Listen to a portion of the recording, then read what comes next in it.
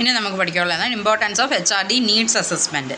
Importance of HRD needs assessment is as follows. Training and various such developments required for growing professionally are identified by HRD needs. അപ്പോൾ എന്ത് training ആണ് നമുക്ക് professional ഗ്രോത്തിന് ആവശ്യമുള്ളതെന്ന് നമുക്ക് HRD നീഡ്സിൽ കൂടി അറിയാനായിട്ട് പറ്റും. HRD needs assessment avoid wastage of time on needless training. ആവശ്യമില്ലാത്ത training നമുക്ക് ഒഴിവാക്കാനായിട്ട് HRD നീഡ് അസസ്മെൻറ്റ് നമ്മളെ ഹെൽപ്പ് ചെയ്യും. കാരണം ആവശ്യമുള്ള സമയത്ത് മാത്രം മതി നമുക്ക് ട്രെയിനിങ്. അപ്പം ട്രെയിനിങ് കണ്ടക്ട് ചെയ്യുമ്പോഴത്തേക്ക് ആക്ച്വലി ഇമ്പോർട്ടൻ്റ് ആയിട്ടുള്ള ട്രെയിനിങ്സ് മാത്രമേ കണ്ടക്ട് ചെയ്യുന്നുള്ളൂ എന്നുള്ളത് ഉറപ്പ് വരുത്തണം. എങ്കിലേ നമുക്ക് ഡിസൈഡ് ആയിട്ടുള്ള റിസൾട്ട് കിട്ടത്തുള്ളൂ. ഇനി HRD need assessment set a standard in terms of KSAs which need to be achieved by the employees in order to apply for transfer promotion and training projects.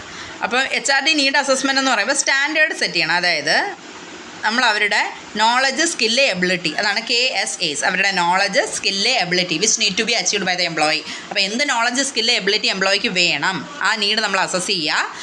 അതുപോലെ in order to apply for transfer promotion and training project, അത് ട്രാൻസ്ഫറിന്, പ്രൊമോഷന്, training പ്രോജക്റ്റിന് വേണ്ടിയിട്ടുള്ള knowledge, ability and skills പ്രത്യേകം നമ്മൾ identify ചെയ്യണം.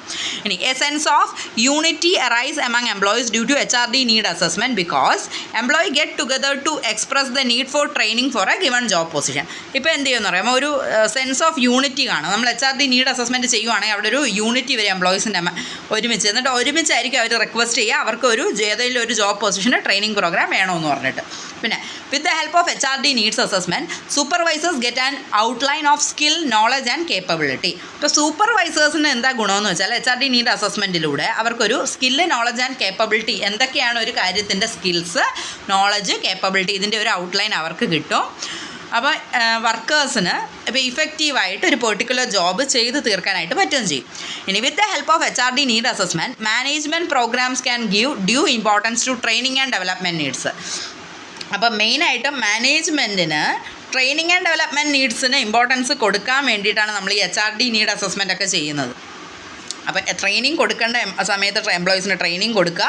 അതിനെന്തോ ഒരു resource വേണമെന്ന് വെച്ചാൽ ആ റിസോഴ്സ് അസൈൻ ചെയ്യുക. പ്രൊഫഷണലും ടെക്നിക്കലും ആയിട്ടുള്ള ട്രെയിനിങ് അവർക്ക് പ്രൊവൈഡ് ചെയ്യുക അവരുടെ റിക്വയർമെൻറ്റ് അനുസരിച്ച്.